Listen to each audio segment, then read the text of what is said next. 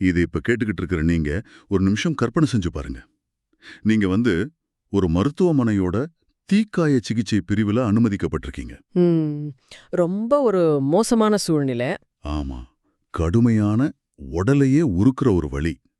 அந்த தருணத்துல உங்களுக்கு இந்த உலகமே அழிஞ்சு போற மாதிரி ஒரு ஃபீலிங் இருக்கும் இல்லையா? கண்டிப்பா. வேற எத பத்தியும் அந்த நேரத்துல சிந்திக்க முடியாது. கரெக்ட். உங்களோட மொத்த கவனமும், உங்களோட ஒட்டுமொத்த பிரபஞ்சமும் அந்த ஒரு நொடியில அந்த வலியாக மட்டுமே சுருங்கி போயிடும். உங்களால வேற எதையுமே யோசிக்க முடியாது. உண்மைதான். நம்ம உலகம் அந்த கட்டில்ல அந்த வலியோட முடிஞ்சு போயிடும். ஆனா உங்களுக்கு வெளியே அந்த மருத்துவமனையோட தாழ்வாரத்துல ரொம்ப இயல்பா காஃபி குடிச்சுக்கிட்டே நடந்து போற ஒரு நபருக்கோ, அல்லது பலாயிரம் மைல்களுக்கு மேல விண்வெளியில பூமியை சுற்றி வர்ற ஒரு செயற்கைக்கோளுக்கோ உங்க வலி என்னவா இருக்கும்? ஒரு சாதாரண நிகழ்வு. அதாவது யாருக்கும் அது ஒரு பெரிய விஷயமே கிடையாது. மாமா, இந்த உலகத்தோட ஒட்டுமொத்த இயக்கத்தோட ஒப்பிடும்போது உங்க வலி தினமும் நடக்கிற கோடிக்கணக்கான நிகழ்வுகள்ல வெறும் ஒரு சின்னஞ்சிறு புள்ளிதான். பாத்தீங்கன்னா உங்க வலி உங்களுக்கு 100% உண்மையானது. ஆனா இந்த பிரம்மாண்டமான பிரபஞ்சத்தோட பார்வையில அது ஒண்ணுமே இல்ல. இப்ப என் கேள்வி என்னன்னா, ஒரே ஒரு நிகழ்வு எப்படி இவ்வளவு முரண்பாடான ரெண்டு உண்மைகளா இருக்க முடியும்? இந்த முரண்பாடு தான் மனித இருப்போட ஒரு அடிப்படையான தத்துவ சிக்கல் அப்படின்னு சொல்லலாம். நாம ஒவ்வொரு நொடியும் என்ன நினைக்கிறோம்னா, நாம தான் இந்த உலகத்தோட மையத்துல இருக்கோம்னு உணர்றோம். ஆமா, நம்ம சந்தோஷம், நம்ம துக்கம் எல்லாமே நமக்கு ரொம்ப பெரிய விஷயமா தோணும். கரெக்ட். ஆனா அதே நேரத்துல எல்லையற்ற இந்த விண்வெளியில நாம வெறும் கண்ணுக்கு தெரியாத ஒரு தூசு அப்படிங்கறதையும் நாம அறிவாலையும் தர்க்கத்தாலையும் நம்ம புரிஞ்சுக்கிறோம் இல்லையா? அதாவது நம்ம ஒரு புறம் உணர்ச்சிகளை கொண்ட மனிதர்கள், மறுபுறம் உண்மைகளை அலசும் அறிஞர்கள் அப்படின்னு சொல்லலாம். மிகச்சரியா சொன்னீங்க. இத மையமா வச்சுதான் இன்னைக்கு நாம ஒரு ஆழமான விஷயத்த அலச போறோம். தத்துவவியலாளர் தாமஸ் நாகல் எழுதின அந்த புகழ்பெற்ற புத்தகமான பார்ப்பவன் இல்லா பார்வை, அதாவது தி வியூ ஃப்ரம் நோவேர் அப்படிங்கிற புத்தகத்தோட ஆழமான கருத்துக்களை தான் இன்னைக்கு நாம பேச போறோம். ரொம்ப சுவாரஸ்யமான ஒரு டாபிக் இது. ஆமா, மனிதர்களாகிய நமக்கு அடிப்படையில உலக பார்க்க ரெண்டு விதமான லென்ஸ்கள் அல்லது பார்வைகள் இருக்கு. ஒன்னு அகவயமான பார்வை, அதாவது சப்ஜெக்டிவ் வியூ. இது நம்மளோட சொந்த உணர்வுகள் சம்பந்தப்பட்டது. கரெக்ட். நம்ம கோபங்கள், வலிகள், தனிப்பட்ட அனுபவங்கள் சார்ந்தது. உலகத்தை என் கண்களின் வழியே நான் பார்க்கறது. மற்றொன்று பாத்தீங்கன்னா புறவயமான பார்வை, அதாவது ஆப்ஜெக்டிவ் வியூ. இது பிரபஞ்சத்தோட பார்வையிலிருந்து உலக பார்க்கறது. ஆமா, எந்த பக்கச்சார்பும் இல்லாம மனித உணர்ச்சிகளையே முழுவதுமா விலக்கி வச்சுட்டு உலக பார்க்கிற ஒரு பார்வை. இப்ப தாமஸ் நாகலோட பிரதான தேடல் என்னன்னா, இந்த ரெண்டு பார்வைகளுக்கும் இடையில ஒரு சமரசத்தை உருவாக்குறது சாத்தியமா, அல்லது இவை ரெண்டும் மனிதர்களுக்குள்ள நிரந்தரமா போரிட்டுக்கிட்டே தான் இருக்குமா அப்படிங்கிறது தான். சரி, இத கொஞ்சம் விரிவா பார்ப்போம். இன்னைக்கு நாம இந்த ரெண்டு பார்வைகளுக்கும் இடையில ஒரு நேரடி விவாதத்தை நடத்த போறோம். சூப்பர், ஆரம்பிக்கலாம். இந்த அகவயமான பார்வைக்கும் புறவயமான பார்வைக்கும் இடையிலான சண்டை ஏதோ பல்கலைக்கழக வகுப்பறையில நடக்கிற ஒரு சாதாரண தத்துவ விவாதம் கிடையாது. கண்டிப்பா இல்ல. நாம அன்றாடம் நம்ம வாழ்க்கையில எப்படி முக்கியமான முடிவுகளை எடுக்கிறோம், மத்தவங்க கிட்ட எப்படி பழகுறோம், ஏன் சில நேரங்கள்ல இந்த வாழ்க்கையே அபத்தமா தோணுது, இதையெல்லாம் தீர்மானிக்கிற ஒரு விஷயம்தான் இது. ஆமா, அது ரொம்ப நிதர்சனமான உண்மை. முதல்ல இந்த புறவயமான பார்வை அல்லது பார்ப்பவன் இல்லா பார்வை அப்படின்னா என்னங்கறத நம்ம கொஞ்சம் ஆழமா புரிஞ்சுக்கணும். இங்க மிகவும் ஆச்சரியமான விஷயம் என்னவென்றால், புறவயமான பார்வை அப்படிங்கிறது ஒருவரை குறிக்காத, எந்த ஒரு குறிப்பிட்ட நபரோட சாயலும் இல்லாத, ஒரு களங்கம் இல்லாத பார்வை அப்படின்னு சொல்லலாம். அதாவது ஒரு ப்ளீச்ட் அவுட் வியூ அப்படின்னு சொல்றீங்க. கரெக்ட். மனிதர்கள் தங்களோட இயல்பான தனிப்பட்ட கோணத்திலிருந்து விலகி நின்னு உலகை ஒரு விரிவான கேமராவோட வழியா பார்க்க முயலும்போது இந்த புறவயத்தன்மை உருவாகுது. ஓஹோ, அப்படியா? ஒரு உதாரணம் சொல்ல முடியுமா? இப்போ அறிவியலோட மொழி எடுத்துக்கோங்க. இயற்பியல் உலகம் எப்படி இயங்குது அப்படின்னு புரிஞ்சுக்க நாம நம்ம தனிப்பட்ட விருப்புகளை, உணர்ச்சிகளை எல்லாம் ஓரங்கட்டி விடணும். நம்மளோட பர்சனல் ஃபீலிங்ஸ்க்கு அங்க வேலை இல்ல. ஆமா, ஒரு மரத்தை பார்க்கும்போது அது எனக்கு நிழல் தருது, பார்க்க அழகா இருக்கு அப்படின்லாம் யோசிக்கிறது மனித பார்வை. ஆனா அந்த மரம் என்ன வகையான செல்கள்ல உருவாயிருக்கு, எவ்வளோ கார்பன் டை ஆக்சைடை உள்வாங்குது அப்படின்னு உண்மையான யதார்த்தத்தை நோக்கிய ஒரு பயணம்தான் இந்த புறவயமான பார்வை. எனக்கு புரியுது. அதாவது நான் கோவமா இருக்கேனா அல்லது எனக்கு ஒரு பொருளை பிடிக்குமா பிடிக்காதா அப்படிங்கறதெல்லாம் இந்த பார்வைக்கு தேவையில்லை. கண்டிப்பா தேவையில்லை. ஒரு பொருளோட எடை என்ன, அதோட வடிவம் என்ன, அது எப்படி செயல்படுது அப்படிங்கறத மட்டுமே இது அளவிடும். ஓகே. ஆனா நான் இதுக்கு எதிரா ஒரு வாதத்தை முன்வைக்க விரும்புறேன். சொல்லுங்க, என்ன வாதம் அது? இந்த புறவயமான பார்வை அப்படிங்கிறது ஒரு தெருமுனையில பொருத்தப்பட்டிருக்க சிசிடிவி கேமரா மாதிரி எனக்கு தோணுது. நல்ல ஒரு ஒப்பீடு. அந்த கேமரா எல்லாவற்றையும் துல்லியமா பதிவு செய்யும். யார் எந்த பக்கம் போனாங்க, எந்த வண்டி எப்ப மோதுச்சு அப்படின்னு எல்லாத்தையும் கச்சிதமா காட்டும். ஆனா அது எதையும் உணராது இல்லையா? ஆமா, அதுக்கு ஃபீலிங்ஸ் கிடையாது. மனிதர்களாகிய நாம அந்த கேமராக்கள் அல்லவே. நாம அடிபட்டா வலிய உணர்றோம், மகிழ்ச்சியை அனுபவிக்கிறோம். இந்த அகவயமான உணர்வுகளை எல்லாம் வெட்டி எரிஞ்சிட்டு வெறும் அளவீடுகளை மட்டும் பார்த்தா அது எப்படி இந்த உலகத்தோட முழுமையான உண்மையா இருக்க முடியும்? நீங்க சொல்ற சிசிடிவி கேமரா உதாரணத்தை வச்சு பார்த்தாலே ஒரு பெரிய உண்மை நமக்கு புரியும். தாமஸ் நேகல் இதத்தான் தன் புத்தகத்துல பொருண்மைவாதத்தின் குறைபாடு அப்படின்னு மிக தெளிவா சுட்டிக்காட்டுறார். பொருண்மைவாதம், அதாவது பிசிக்கலிசம், அதானே? கரெக்ட். நவீன அறிவியலும் பல தத்துவங்களும் உலகத்தை வெறும் அணுக்களின் கூட்டமா, இயற்பியல் விதிகளா மட்டுமே சுருக்கிட முயலுது. அதாவது உலகத்துல உள்ள எல்லாமே வெறும் பொருட்கள் தான் அப்படிங்கிற வாதம். பிசிக்கல் ஆப்ஜெக்ட்ஸ் மட்டும்தான் சொல்றாருங்க.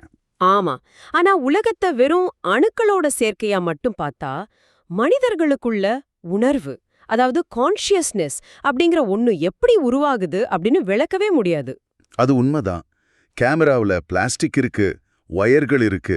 கரெக்ட். சிசிடிவி கேமராவுக்குள்ள அணுக்கள் இருக்கு. நம்ம மூளைக்குள்ளேயும் அதே மாதிரி நியூரான்கள், ரசாயனங்கள், அணுக்கள் தானே இருக்கு. ஆமா, சயின்ஸ் படி பார்த்தா எல்லாமே கெமிக்கல்ஸ் தான். ஆனா நமக்கு மட்டும் எப்படி நான் இருக்கிறேன் அப்படிங்கிற உணர்வு வருது? ஒரு காயத்தை பார்க்கும்போது கேமராவால அதை அளவிட முடியும். ஆனா மனிதனால அந்த வலியோட தன்மைய உள்ளூர உணர முடியும் இல்லையா? இங்கதான் விஷயம் ரொம்ப சுவாரஸ்யமா மாறுது. தாமஸ் நேகல் தனது ஆய்வுல ஒரு விசித்திரமான ஆனா சிந்திக்க வைக்கிற ஒரு உதாரணத்தை முன்வைக்கிறாரு. அந்த கரப்பாம்பூச்சி உதாரணம் தானே? ஆமா, ஒரு கரப்பான் பூச்சியை கற்பனை செய்துக்கோங்க. அந்த கரப்பான் பூச்சிக்கு ஸ்கிராம்பிள்டு முட்டை சாப்பிட கொடுத்தா அது எப்படி சுவைக்கும்? இது ஒரு விசித்திரமான கேள்விதான். இத நாம எவ்வளவுதான் அறிவியல் பூர்வமா ஆராய்ந்தாலும் நம்மால உணர முடியுமா? கண்டிப்பா முடியாது. நம்மால அளக்க மட்டும்தான் முடியும். கரெக்ட். அந்த கரப்பான் பூச்சியோட நரம்பு மண்டலம் எப்படி வேலை செய்யுது, அதோட நாக்குல உள்ள சுவை அரும்புகள் எப்படி இயங்குது, அது எப்படி மூளைக்கு சிக்னல் அனுப்புது, இதையெல்லாம் அந்த சிசிடிவி கேமரா மாதிரி புறவயமா நம்மால துல்லியமா அளவிட முடியும். ஆமா, சயின்ஸ் அதை 100% தெளிவா சொல்லிடும். ஆனா அந்த முட்டைய சாப்பிடும்போது அந்த கரப்பான் பூச்சிக்கு உள்ளே ஏற்படுற அந்த நேரடி அனுபவம் என்ன அப்படிங்கறத நம்மால ஒருபோதும் அறிய முடியாது இல்லையா? எக்ஸாக்ட்லி. அறிவியலால அளவீடுகளை தர முடியும், ஆனா அனுபவத்தை தர முடியாது. வாவ், ரொம்ப ஆழமான பாயிண்ட் இது. இத இன்னும் பரந்த கண்ணோட்டத்தோட இணைச்சு பாத்தீங்கன்னா, அறிவியல் சொல்ற அந்த புறவயத்தன்மை அப்படிங்கிறது எல்லாவற்றையும் விளக்கக்கூடிய ஒரு முழுமையான உண்மை இல்ல அப்படிங்கிறது விளங்கும். அது யதார்த்தத்தோட ஒரு சிறு பகுதி மட்டுமே. அதாவது ரியாலிட்டில ஒரு சின்ன பார்ட் மட்டும்தான் சயின்ஸ். ஆமா. தாமஸ் நேகல் இதே போல இன்னொரு புகழ்பெற்ற உதாரணத்தையும் சொல்லியிருக்கார். ஒரு வௌவாலாக இருப்பதன் உணர்வு என்ன? அதாவது what it is like to be a bat. ஓ, வௌவால் அதுங்க கண்ணால பார்க்காது, சத்தத்தை வச்சுதானே பார்க்கும். கரெக்ட். வௌவால்கள் எதிரொலிய பயன்படுத்தி பாக்குது அப்படின்னு அறிவியலால விளக்க முடியும். சோனார் எக்கோ மாதிரி. ஆனா ஒரு வௌவாலோட மூளைக்குள்ள அந்த எதிரொலி எப்படி ஒரு காட்சியாக விரியுது அப்படிங்கறத ஒரு மனிதனால தன் மூளையில உணர்ந்து பார்க்கவே முடியாது இல்லையா? நிஜமாவே முடியாது. அது அதோட அகவயமான அனுபவம். அதே மாதிரிதான் ஒரு சிவப்பு கலரை பார்க்கும்போது மூளையில எந்தெந்த நரம்புகள் தூண்டப்படுது அப்படின்னு நம்மால ஸ்கேன் பண்ணி காட்டிட முடியும். எம்ஆர்ஐ ஸ்கேன் வச்சு கண்டுபிடிச்சிடலாம். ஆமா. ஆனா அந்த சிவப்பு அப்படிங்கிற நிறத்தோட ஆழமான உணர்வை, அந்த ஃபீலிங்க எந்த ஒரு இயற்பியல் சமன்பாட்டாலையும் விளக்கிட முடியாது. ஆக அறிவியல் சொல்ற அந்த பார்ப்பவன் இல்லா பார்வை மட்டுமே பிரபஞ்சத்தோட முழுமையான உண்மை அப்படின்னு நினைக்கிறது மிகப்பெரிய தவறு அப்படின்னு சொல்றீங்க. கண்டிப்பா. யதார்த்தம் அப்படிங்கிறது அறிவியல் அளவிடும் புறவயமான உண்மைகளை மட்டும் கொண்டது கிடையாது. அப்போ உயிரினங்கள் உணரும் தனிப்பட்ட அகவயமான அனுபவங்களையும் உள்ளடக்கியதுதான் உண்மையான யதார்த்தம். சரி, இந்த சிசிடிவி கேமரா, கரப்பாம்பூச்சி, வௌவால் இதெல்லாம் நம்ம மூளைக்கு நல்ல வேலை கொடுக்குது. ஆனா இத நம்ம நிஜ வாழ்க்கையோட இக்கட்டான சூழ்நிலைகளுக்கு, அதாவது நம்ம அறிவியல் மற்றும் தார்மீக முடிவுகளுக்கு கொண்டு வருவோம். எத்திக்ஸ் பத்தி பேசுறீங்க? ஆமா, ஒரு செயல் சரின்னு எது தவறுன்னு முடிவெடுக்கிறதுல இந்த ரெண்டு பார்வைகளும் எப்படி ஒண்ணுக்கொண்ணு மோதுது? அறிவியல்ல, அதாவது எத்திக்ஸ்ல பாத்தீங்கன்னா இந்த மோதல் இன்னும் கடுமையா இருக்கும். ஏன்னா புறவயமான பார்வை எல்லாவற்றையும் வெளியிலிருந்து ஒரு லாப நஷ்ட கணக்கிட பார்க்கும். ஆனா அகவயமான பார்வை அதை செய்யும் நபரோட உள்ளுணர்வா ஒரு மனசாட்சியா பார்க்கும். மனிதர்கள் எதை சரி அப்படின்னு நம்புறாங்கங்கிறத உடைச்சு பார்க்க நாங்கள் ஒரு மிக கடுமையான சிந்தனை பரிசோதனைய விவாதிக்கிறார். ஆமா, மூலக்கட்டுரையில இருக்கிற அந்த அதிர்ச்சியான உதாரணத்தை இப்ப நான் விவரிக்கிறேன். நீங்க ஒரு கடுமையான குளிர்கால இரவுல ஒரு ஆளில்லா சாலையில கார்ல போய்கிட்டு இருக்கீங்க. வெளியே ஒரே உறைபனி. ஆமா, திடீர்னு உங்களுக்கு முன்னாடி ஒரு பெரிய கார் விபத்து நடக்குது. பலருக்கு கடுமையான காயம், ரத்தம் வழியுது. ஐயோ! அவங்க உடனடியா மருத்துவமனைக்கு கொண்டு செல்லப்படலன்னா அடுத்த சில நிமிஷங்கள்ல அவங்க உயிர் இழந்துடுவாங்க. ஆனா துரதிர்ஷ்டவசமா உங்க காரும் பழுதாகிடுச்சு. அப்போ உதவிக்கு என்ன பண்றது?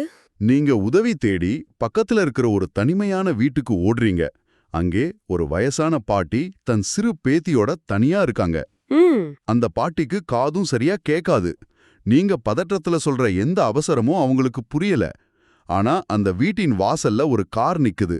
அதோட சாவி அந்த பாட்டி கிட்ட இருக்கு. ஓகே, சாவிய வாங்கிட்டு போய் காப்பாத்தலாமே. ஆனா நீங்க சாவிய கேக்கும்போது அவங்க யாரோ திருடம் வந்துட்டான் அப்படின்னு பயந்து போய் கதவை பூட்டிக்கிட்டு சாவிய தர மறுக்கறாங்க. நேரமாக ஆக விபத்துல சிக்கினவங்க இறந்துகிட்டு இருக்காங்க. ஒரு பக்கம் 5 பேரோட உயிர்கள் ஊசலாடிக்கிட்டு இருக்கு, இன்னொரு பக்கம் ஒரு பயந்து போன பாட்டி. சாவிய வாங்க வேற வழியே இல்லையா? ஒரே ஒரு வழிதான் இருக்கு. அந்த பாட்டியோட பேத்தியான அந்த சிறு குழந்தை கதவுக்கு வெளியே நிக்கிறா. ஓ! அந்த குழந்தையோட கையை நீங்க முறுக்கி அவள வலியால கத்தி அழ வச்சா அந்த துடிப்பை பார்த்து பாட்டி சாவிய தந்துருவாங்க. இது ரொம்ப குரூரமா இருக்கே. ஆனா அந்த ஒற்றை வழி மட்டும்தான் இப்போ உங்க முன்னாடி இருக்கு. இப்போ நீங்க என்ன செய்வீங்க? 5 உயிர்களை காப்பாற்ற எந்த தவறும் செய்யாத ஒரு குழந்தைய துன்புறுத்துவீங்களா? இது ஒரு முக்கியமான கேள்வியை எழுப்புகிறது. அறிவியல்ல நாம முன்பு பேசின 2 பார்வைகளும் நேருக்கு நேர் மோதுற இடம் இதுதான். எப்படின்னு விளக்குங்க. முதல்ல பார்ப்பவன் இல்லா பார்வை எனப்படும் புறவய பார்வையை எடுத்துக்குவோம். தத்துவத்துல இதனை விளைவுகளை மட்டும் வச்சு லாப நஷ்டம் பாக்குற கான்சிக்வென்ஷியலிசம் அப்படின்னு சொல்வாங்க. அதாவது ரிசல்ட் மட்டும்தான் முக்கியம், அப்படிதானே? கரெக்ட். இந்த பார்வையின்படி உலகத்தோட மொத்த நன்மைய அதிகப்படுத்துறது தான் முக்கியம். விபத்துல சிக்கின 5 பேரோட உயிரை காப்பாற்றுவது அப்படிங்கிறது ஒரு சிறு குழந்தையோட கையை சிறிது நேரம் முறுக்கி வலியை ஏற்படுத்துறதை விட பல மடங்கு பெரிய நன்மை.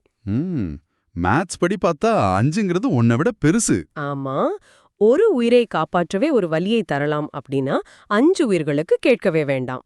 எனவே பிரபஞ்சத்தோட பார்வையில வெறும் எண்களின் அடிப்படையில பார்த்தா குழந்தையோட கைய முறுக்குறதுல எந்த தவறும் இல்ல. அதுவே அறத்தின்படி சரியான செயல் அப்படின்னு இந்த பார்வை வாதிடும். ஆனா இத கேட்கும்போதே மனிதர்களாகிய நமக்கு அது எவ்வளவு கொடூரமான செயலா தோணுது.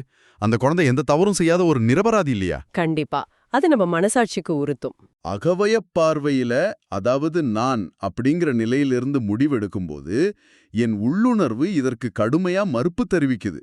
என்னால எப்படி ஒரு குழந்தையோட கைய வேணுமென்றே முறுக்க முடியும் அப்படின்னு என் மனசாட்சி தடுக்குது. தத்துவத்துல இத கடமைய அல்லது செயலோட தன்மையை அடிப்படையாக கொண்ட டயான்டாலஜி அப்படின்னு சொல்வாங்க. Deontology, okay.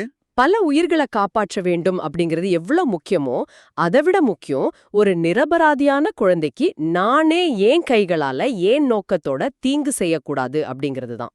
ஆமா, ஒருவேளை விபத்துல தற்செயலா ஒரு குழந்தைக்கு அடிபட்டா பிரபஞ்சம் அதை ஏத்துக்கலாம். ஆனா ஒரு மனிதனா அந்த செயலை செய்யும் நான் அப்படிங்கிற அக உணர்வு அதை தடுத்து நிறுத்துது.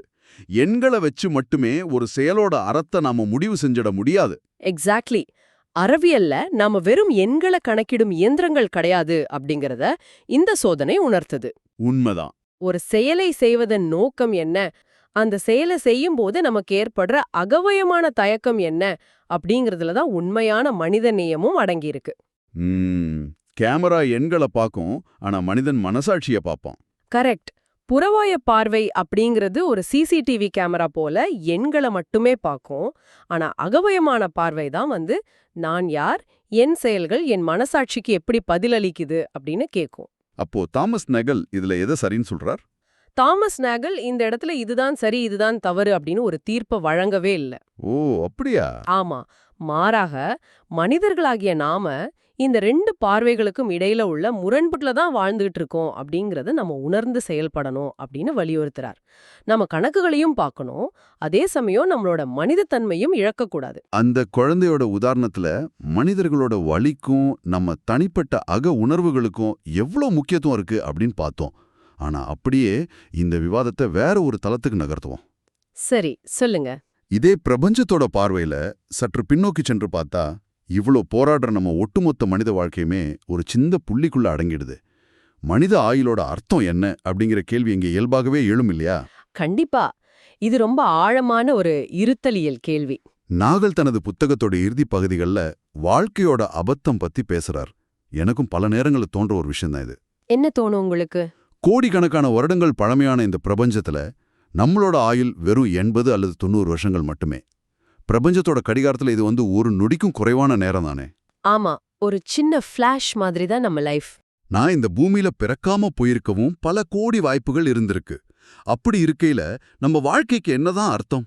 நாம ஏன் சின்ன சின்ன விஷயங்களுக்கெல்லாம் இவ்ளோ கவலைப்படுறோம், உழைக்கிறோம், கோவப்படுறோம்? வாழ்க்கையின் அப்சர்ட், அதாவது தி அப்சர்ட் அப்படின்னு நாகல் சொல்றது இதத்தான்.